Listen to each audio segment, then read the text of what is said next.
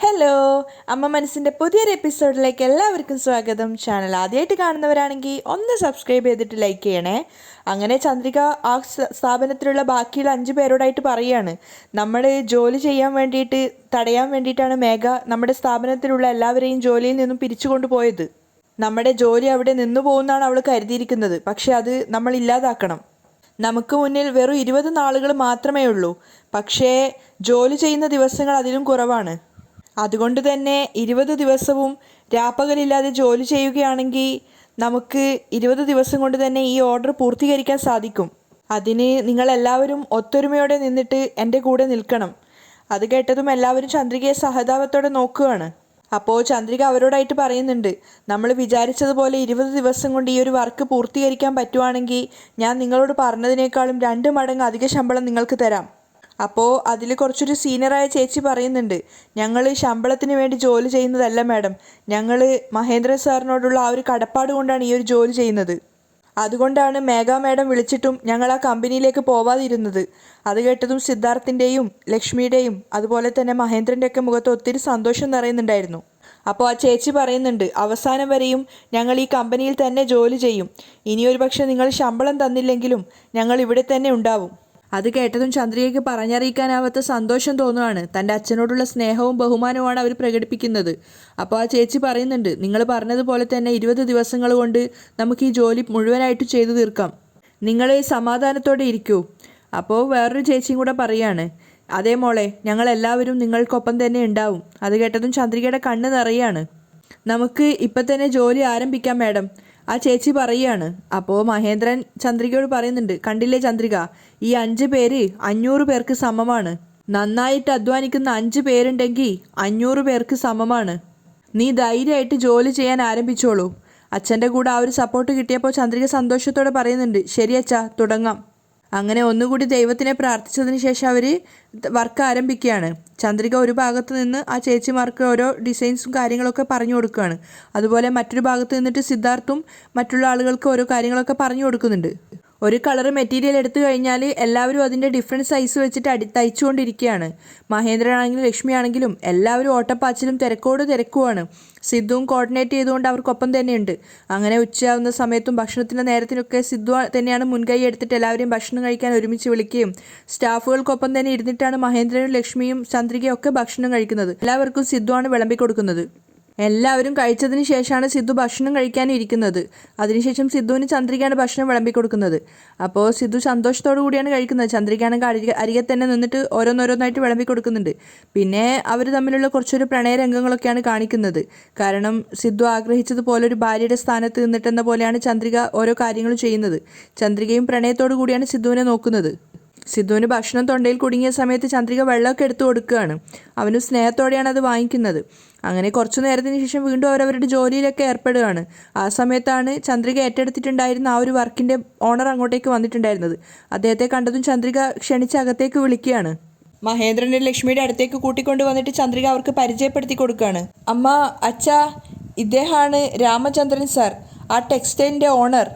അത് കേട്ടതും സന്തോഷത്തോടെ മഹേന്ദ്രനും ലക്ഷ്മിയും സിദ്ധാർത്ഥവും ഒക്കെ അദ്ദേഹത്തിന് നേരെ കൈകൂപ്പുകയാണ്. തിരിച്ച് അദ്ദേഹവും പുഞ്ചിരിച്ചുകൊണ്ടാണ് നിൽക്കുന്നത്. അതിനുശേഷം ചന്ദ്രിക അദ്ദേഹത്തിന് മഹേന്ദ്രനും ലക്ഷ്മിയെ പരിചയപ്പെടുത്തി കൊടുക്കുകയാണ്. സർ, ഇതാണ് എൻ്റെ അച്ഛൻ മഹേന്ദ്രൻ, എൻ്റെ അമ്മ ലക്ഷ്മി. അപ്പോൾ അദ്ദേഹം മഹേന്ദ്രനോട് പറയുന്നുണ്ട്, ഞാൻ നിങ്ങളെപ്പറ്റി ഒരുപാട് കേട്ടിട്ടുണ്ട്. അങ്ങനെയാണോ സർ? ഒരുപാട് സന്തോഷം. മഹേന്ദ്രനും തിരിച്ച് നന്ദി പ്രകടിപ്പിക്കുകയാണ്. പക്ഷേ അതിനുശേഷം ചുറ്റിലും നോക്കിയപ്പോൾ അദ്ദേഹം അവിടെ വളരെ കുറഞ്ഞ സ്റ്റാഫിനെ കാണുന്നുള്ളൂ. അപ്പോൾ അദ്ദേഹം ചന്ദ്രികയോട് ചോദിക്കുന്നുണ്ട്, എന്താ ചന്ദ്രിക ഇത്? ആകെ 6-7 സ്റ്റാഫിനെയാണല്ലോ കാണുന്നുള്ളൂ. ഇത്ര കുറഞ്ഞ ആളുകളെ വെച്ച് 20 ദിവസത്തിനകം 5000 ഡ്രസ്സുകൾ എങ്ങനെയാണ് തയ്ച്ചുണ്ടാക്കി തീർക്കുക? അദ്ദേഹത്തിൻ്റെ ആ ചോദ്യം കേട്ട സമയത്ത് സിദ്ധാർത്ഥിൻ്റെയും മഹേന്ദ്രൻ്റെയും ലക്ഷ്മിയുടെയും ചന്ദ്രികയുടെ ഒക്കെ മുഖം വാടുകയാണ്. എന്നിട്ടും ചന്ദ്രിക കോൺഫിഡൻസോടെ പറയുന്നുണ്ട്, സർ, നിങ്ങൾ ഒന്നുകൊണ്ടും വിഷമിക്കേണ്ട. ഞങ്ങൾ രാവും പകലും വർക്ക് ചെയ്തിട്ട് 20 ദിവസത്തിനകം തന്നെ ആ 5000 ഡ്രസ്സും തയ്ച്ചു തരുന്നതാണ്. പക്ഷേ ചന്ദ്രികയുടെ ആ വാക്കുകളിൽ അദ്ദേഹം തൃപ്തനായിട്ടില്ല എന്ന് അവർക്ക് എല്ലാവർക്കും മനസ്സിലാവുന്നുണ്ട്. മാത്രമല്ല അദ്ദേഹം ചെറുതായിട്ടൊരു സങ്കടത്തോടെ പറയുന്നുണ്ട്, ചന്ദ്രിക, നിന്നെ വിശ്വസിച്ചിട്ടാണ് ഞാൻ ഇത്രയും വലിയൊരു വർക്ക് ഏൽപ്പിച്ചത്. കട ഉദ്ഘാടനം ചെയ്യാൻ വേണ്ടി ഡേറ്റ് കുറിച്ച് ഇൻവിറ്റേഷനൊക്കെ അടിച്ചു. പറഞ്ഞ ഡേറ്റിന് തന്നെ നിങ്ങൾ ഡെലിവറി ചെയ്യണം. ഇല്ലെങ്കിൽ എനിക്ക് കട ഓപ്പൺ ആക്കാൻ പറ്റില്ല. അത് വല്ലാത്ത വിഷമാവും ചന്ദ്രിക. അപ്പോൾ ചന്ദ്രിക വാക്ക് കൊടുക്കുകയാണ്, അയ്യോ ഇല്ല സർ, തീർച്ചയായിട്ടും ഞങ്ങൾ പറഞ്ഞ ഡേറ്റിന് തന്നെ ഡെലിവറി ചെയ്തിരിക്കും. അപ്പോൾ മനസ്സില്ലാ മനസ്സോടെ ആണെങ്കിൽ അദ്ദേഹം പറയുന്നുണ്ട്, ശരി മോളെ, നീ പറഞ്ഞ ഈ ഒരു വാക്ക് വിശ്വസിച്ചിട്ട് ഞാൻ തൽക്കാലം പോവുകയാണ്. ദയവ് ചെയ്ത് എൻ്റെ ധർമ്മസങ്കടത്തിലാക്കരുത്. ശ്രദ്ധയോടെ എല്ലാം ചെയ്യൂ. ശരി, ഞാൻ പോവുകയാണ്. അവരോട് എല്ലാവരോടും യാത്ര പറഞ്ഞിട്ട് അദ്ദേഹം അവിടുന്ന് പോകുന്നുണ്ട്. പക്ഷേ അദ്ദേഹം പോയതിനു ശേഷം സിദ്ധാർത്ഥിനും മഹേന്ദ്രനും ലക്ഷ്മിക്കും ഒക്കെ ആകെ ഒരു ടെൻഷൻ ആവുകയാണ്. ചന്ദ്രികയ്ക്കുൾപ്പെടെ പറഞ്ഞ ദിവസത്തിനകം ഡെലിവറി നടത്താൻ പറ്റില്ലേ എന്നൊരു സങ്കടം എല്ലാവരുടെയും മുഖത്തുണ്ടായിരുന്നു. പക്ഷേ എന്നിട്ടും ഒരടി പോലും പിന്നോട്ട് വെക്കാൻ അവരാരും തയ്യാറായിരുന്നില്ല. അതുകൊണ്ട് തന്നെ രാവിലെയും രാത്രിയൊക്കെ അവർ ജോലി ചെയ്തുകൊണ്ടേയിരിക്കുകയാണ്.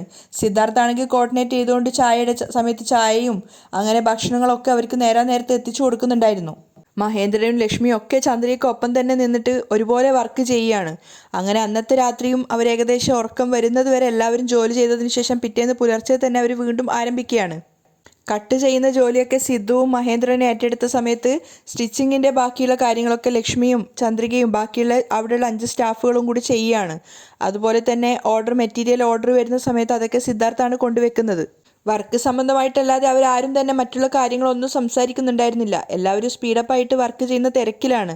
പിറ്റേന്ന് വീണ്ടും രാമചന്ദ്രൻ മുതലാളി അങ്ങോട്ടേക്ക് വന്നിട്ടുണ്ടായിരുന്നു. ചന്ദ്രികയോട് ചോദിക്കുന്നുണ്ട്, ഇന്ന് എത്ര പീസ് തയ്ച്ചു എന്ന്. ആ സമയത്ത് ചന്ദ്രിക കോൺഫിഡൻസോടെയാണ് പറയുന്നത്, 500 പീസോളം തയ്ച്ചു എന്ന്. അപ്പോൾ അദ്ദേഹം ചെറിയൊരു ടെൻഷനോടെ പറയാണ്, ഇനി വളരെ കുറഞ്ഞ ദിവസങ്ങളേ ഉള്ളൂ മോളെ, അതിനകം എങ്ങനെ 5000 ഡ്രസ്സ് തയ്ച്ചുണ്ടാക്കുക? അപ്പോഴും ചന്ദ്രിക ആത്മവിശ്വാസത്തോടെ പറയുന്നുണ്ട്, തീർച്ചയായിട്ടും തയ്ക്കാൻ പറ്റും സർ, ഞങ്ങൾ പീസൊക്കെ കട്ട് ചെയ്തു, ഇനി തയ്ക്കുകയേ വേണ്ടൂ. അപ്പോഴും അദ്ദേഹം പേടിയോടെ പറയാണ്, എനിക്കെന്തോ ഭയമുള്ളതുപോലെ തോന്നുവാണ് മോളെ. കട തുറക്കുന്ന സമയത്ത് എല്ലാ പീസുകളും കടയിലുണ്ടായിരിക്കണം. ഒന്ന് ഫാസ്റ്റായിട്ട് ചെയ്യണേ മോളെ. അപ്പോൾ ചന്ദ്രികയും പറയുന്നുണ്ട്, തീർച്ചയായിട്ടും സർ, പെട്ടെന്ന് തന്നെ ഞങ്ങൾ ഈ വർക്ക് പൂർത്തിയാക്കും. ശരി, എങ്കിൽ ഞാൻ പോവുകയാണ്. സാർ, കുടിക്കാൻ എന്തെങ്കിലും ചായയോ കോഫിയോ? വേണ്ട, എനിക്കൊന്നും വേണ്ട, ഞാൻ പോവുകയാണ്. അദ്ദേഹം അവിടുന്ന് സന്തോഷത്തോടെ തന്നെയാണ് പോകുന്നത്. അദ്ദേഹം പോയതിനു ശേഷം എല്ലാവരും വീണ്ടും അവരവരുടെ ജോലിയിലേക്ക് ഏർപ്പെടുകയാണ്. എല്ലാവരും അവരവരുടെ ജോലിയിൽ തിരക്കിലാണ് ഉണ്ടായിരുന്നത്. ആ സമയത്താണ് ഒളിഞ്ഞു നോക്കിക്കൊണ്ട് മനോഹരൻ അങ്ങോട്ടേക്ക് വരുന്നത്. മനോഹരൻ അവരുടെ ആത്മവിശ്വാസത്തോടെയുള്ള ജോലി കാണുന്ന സമയത്ത് ദേഷ്യം കയറുകയാണ്. കാണാം, എങ്ങനെയാണ് ഈ കുറഞ്ഞ ദിവസത്തിനുള്ളിൽ 5000 ഡ്രസ്സ് തയ്ച്ചുണ്ടാക്കുന്നതെന്ന് നമുക്ക് നോക്കാം. അയാൾ പരിഹാസത്തോടെ പറയാണ്, സത്യമായിട്ടും നിങ്ങളെ കൊണ്ട് ഇതൊന്നും സാധിക്കില്ല. അവരാരും അവിടെ മനോഹരം വന്നതുപോലും അറിഞ്ഞിട്ടുണ്ടായിരുന്നില്ല. അങ്ങനെ പിറ്റേന്ന് പുതിയ കളർ തുണികളൊക്കെ കൊണ്ടുവന്നിട്ടുണ്ടായിരുന്നു. എല്ലാവരും അവരവരുടെ ജോലി തിരക്കിലായിട്ട് ചെയ്തുകൊണ്ടിരിക്കുകയാണ്. ഉറക്കക്ഷീണം എല്ലാവരും നന്നായിട്ട് ബാധിച്ചിട്ടുണ്ടായിരുന്നു. ചന്ദ്രികയാണെങ്കിലൊക്കെ ടയേർഡായിരിക്കുകയാണ്. കൂടെ വെള്ളമെടുത്ത് കുടിച്ചിട്ടാണ് എല്ലാവരും ജോലി ചെയ്തുകൊണ്ടിരിക്കുന്നത്. എല്ലാവരും എത്ര തന്നെ ഫാസ്റ്റായിട്ട് ചെയ്തിട്ടും വർക്ക് മുന്നോട്ട് നീങ്ങുന്നുണ്ടായിരുന്നില്ല. ആ സമയത്ത് പിറ്റേന്ന് വീണ്ടും മനോഹരം വന്നിട്ട് അവിടെയുള്ള കാര്യങ്ങളൊക്കെ ഒന്ന് നോക്കി വിലയിരുത്തുകയാണ്.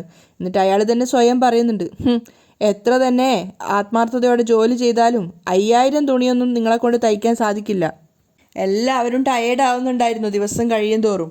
അങ്ങനെ പിറ്റേന്നുള്ള വർക്ക് സ്റ്റാർട്ട് ചെയ്ത സമയത്താണ് അവരോട് കൂടുതലായിട്ട് സംസാരിക്കാറുണ്ടായിരുന്ന ആ ചേച്ചിക്ക് എന്തോ ക്ഷീണം പോലെ തോന്നുന്നുണ്ടായിരുന്നു.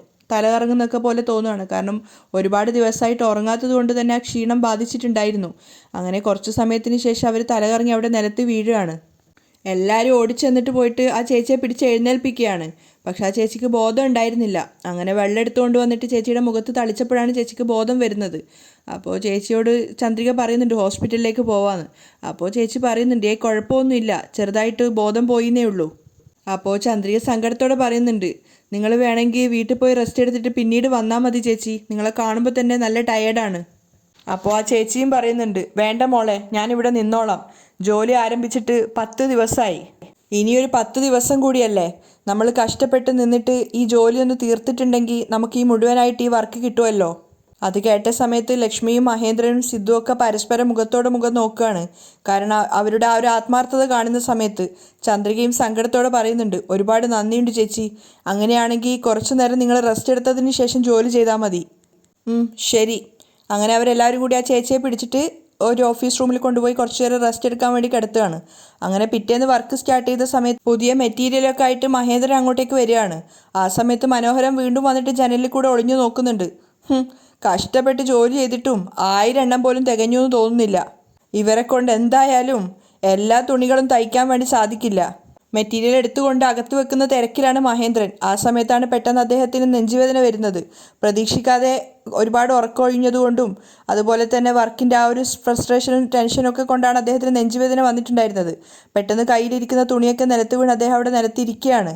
അപ്പോഴേക്കും ചന്ദ്രികയും സിദ്ധുവും ലക്ഷ്മിയൊക്കെ ഓടി വന്നിട്ടുണ്ടായിരുന്നു. വെള്ളം എടുത്ത് കൊടുക്കലും അതിനുശേഷം അദ്ദേഹത്തെ അവിടെ ഒരു സോഫയിലൊക്കെ ഇരുത്തുകയാണ്. അപ്പോൾ ലക്ഷ്മി വേഗം ഡോക്ടറെ വിളിക്കാൻ വേണ്ടി പറയുന്നുണ്ട്. സിദ്ധു വിളിച്ചു വരുത്തിയത് പ്രകാരം ഡോക്ടർ അങ്ങോട്ടേക്ക് വന്നിട്ടുണ്ടായിരുന്നു. ആ സമയം കൊണ്ട് മഹേന്ദ്രൻ ഓഫീസ് റൂമിലേക്ക് മാറ്റുകയാണ്. ഡോക്ടർ വന്ന് മഹേന്ദ്രൻ്റെ പൾസ് പരിശോധിച്ചതിന് ശേഷം അവരോടായിട്ട് പറയുന്നുണ്ട്, ഇപ്പോഴത്തേക്ക് കുഴപ്പമൊന്നുമില്ല, പക്ഷേ ഇദ്ദേഹത്തിൻ്റെ BP ഹൈ ആയിട്ടുണ്ട്. ഇങ്ങനെയാണെങ്കിൽ ഇദ്ദേഹത്തിനെ ഹോസ്പിറ്റലിൽ അഡ്മിറ്റ് ആക്കുന്നതാണ് നല്ലത്. പെട്ടെന്ന് തന്നെ മഹേന്ദ്രൻ പറയുന്നുണ്ട്, വേണ്ട, ഹോസ്പിറ്റലൊന്നും വേണ്ട, എന്തെങ്കിലും ടാബ്ലറ്റ് തന്നാൽ മതി, ഞാൻ ഇവിടെ തന്നെ നിന്നോളാം. അപ്പോൾ ചന്ദ്രിക പറയുന്നുണ്ട്, അയ്യോ വേണ്ട അച്ഛാ, നിങ്ങൾ ഹോസ്പിറ്റലിൽ അഡ്മിറ്റ് ആവ്, ഞങ്ങൾ ഇവിടുത്തെ കാര്യങ്ങൾ നോക്കിക്കോളാം. അപ്പോൾ മഹേന്ദ്രൻ ചന്ദ്രികയോട് പറയുന്നുണ്ട്, വേണ്ട മോളെ, നമ്മൾ ഈ ജോലി എങ്ങനെയെങ്കിലും ചെയ്തു തീർക്കണം. ഞാൻ ഹോസ്പിറ്റലിൽ പോയി കിടന്നാൽ എന്നെ കാണാൻ വേണ്ടി മോള് വരും, ലക്ഷ്മി വരും, സിദ്ധു വരും. അങ്ങനെയാവുമ്പോൾ ജോലിയൊക്കെ നിന്നു പോകും മോളെ. നമുക്ക് നമ്മുടെ ജോലി ചെയ്യാം. ഒരു 10 മിനിറ്റ് കൊണ്ട് ഞാൻ ഓക്കെ ആവും. അപ്പോൾ ഡോക്ടർ മഹേന്ദ്രൻ പറഞ്ഞത് പ്രകാരം പ്രിസ്ക്രിപ്ഷൻ എഴുതി കൊടുത്തിട്ട് സിദ്ധുവിൻ്റെ കയ്യിൽ ഏൽപ്പിക്കുകയാണ്. ഇതിൽ മെഡിസിൻ എഴുതിയിട്ടുണ്ട്. തൽക്കാലം ഇത് റെഗുലറായിട്ട് കുടിക്കുക. അതിനുശേഷം കൂടുതലാവുകയാണെങ്കിൽ തീർച്ചയായിട്ടും ഇദ്ദേഹത്തെ ഹോസ്പിറ്റലിലേക്ക് മാറ്റണം. ഇല്ലെങ്കിൽ ഈ ഗുരുതരമായിട്ടുള്ള മറ്റെന്തെങ്കിലും പ്രശ്നങ്ങൾ വരും. അത് കേട്ടതും ചന്ദ്രിക ആകെ സങ്കടത്തോടെ നിൽക്കുകയാണ്. അതിനുശേഷം ഡോക്ടർ അവിടുന്ന് പോകുന്നുണ്ട്. അദ്ദേഹം പോയതിനു ശേഷം ചന്ദ്രിക മഹേന്ദ്രൻ്റെ അടുത്ത് പോയിട്ട് സ്നേഹത്തോടെ വിളിക്കുകയാണ്, അച്ഛാ. അപ്പോൾ മഹേന്ദ്രൻ പറയുന്നുണ്ട്, ഇല്ല മോളെ, എനിക്കൊന്നും സംഭവിക്കില്ല.